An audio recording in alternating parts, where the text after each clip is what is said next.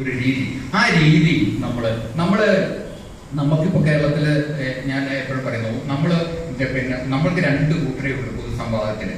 ഒന്ന് ദൈവങ്ങള്, മറ്റേത് ചെറുത്താന്മാര്. ഇതിനിടയിലും മറ്റൊരാളെ മനുഷ്യന്മാരെ നമ്മൾക്ക് ഇല്ല. നമ്മുടെ മുമ്പിൽ മനുഷ്യന്മാരേ ഇല്ല. നമ്മൾ ഒന്നില്ല, കുറെ ദൈവങ്ങളാണ്.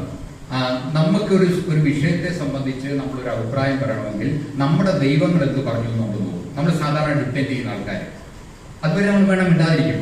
അങ്ങനെ ഉണ്ടായിരിക്കേണ്ട കാര്യമൊന്നുമില്ല. ഒരു വിഷയത്തെ സംബന്ധിച്ച് നിലപാടെടുക്കുന്നത് വരെ നമുക്ക് ഉള്ള അഭിപ്രായം നമ്മൾ പറയണമല്ലോ, നല്ല നമുക്ക് സംഭാവന ചെയ്യാൻ പറ്റുള്ളൂ. അല്ലെങ്കിൽ എന്താണ്, നമ്മളും കൂടി സംഭാവന ചെയ്യണമല്ലോ. ഇതല്ലേ പങ്കാളിത്തം, ഇതല്ലേ ഡെമോക്രസി. 100 പേരുണ്ട്, അതിൽ 98 പേര് മിണ്ടാതിരിക്കുക.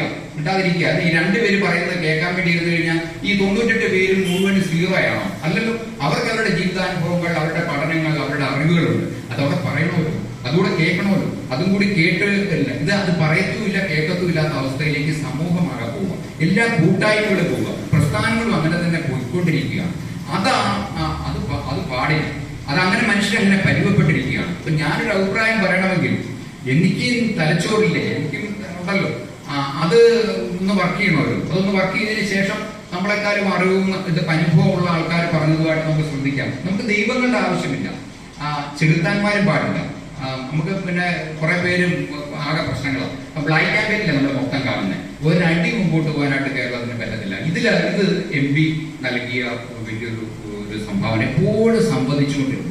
അത് കുട്ടികളാണോ പറയുന്നത്. ഇപ്പൊ പരിഷത്തിൽ ഇപ്പൊ പുതിയ യുവാക്കളോട് ഏറ്റവും കൂടുതൽ സംവദിക്കാനായിട്ട് MP പറ്റുന്നുണ്ടല്ലോ. MP ഏറ്റവും കൂടുതൽ പുതിയ പരിഷത്തിലേക്ക് വരുന്ന ആൾക്കാരെ, പിന്നീട് വന്ന പല നേതാക്കളെക്കാളും കൂടുതൽ MP സംവദിക്കാൻ പറ്റുന്നു. പുതുമ ആ കാര്യങ്ങളൊക്കെ അദ്ദേഹത്തിന് ബുദ്ധിമുട്ടില്ല. അവരെ ജനാധിപത്യപരമായിട്ട് സംവദിക്കുന്നതിന് ബുദ്ധിമുട്ടില്ല. അപ്പോഴല്ലേ അവരെന്താണ് ചിന്തിക്കുന്നത്, അവരുടെ ചിന്താമണ്ഡലം എന്താണെന്ന് മനസ്സിലാവുള്ളൂ. അപ്പൊ അല്ലെങ്കിൽ എന്താണ്, അത്രയും കുറവാണ് നമുക്ക് വരുന്നത്. MP ക്കും വലിയൊരു